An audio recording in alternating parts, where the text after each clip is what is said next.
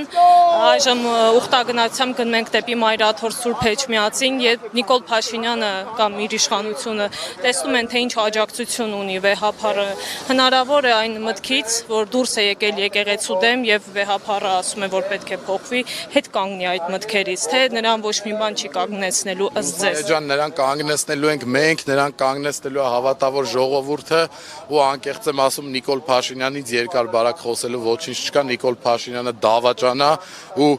ինչպես որ մենք որոշել ենք մեր կարգախոսը օր առաջ, Նիկոլ Փաշինյանը պետքա լքի իր զավթած պաշտոնը, որովհետև մենակ այդ դեպքում համ եկեղեցին, համ հայ ժողովուրդը, համ մեր պետականությունը կլինեն ապահով ու անվտանգ։ Նիկոլը դավաճան է ու ոչ մի այլևս նրա մասին խոսալու բան չկա, իսկ այս ամենակոշտ որակումները նրա հետ կապված տվել են բազմիցս։ Իսկ այս օրվա խորհրդի հետ կապված։ Օր առաջ, օր առաջ, օր առաջ։ Եվ նաև Սամվել Կարապետյանի կալանքի մասին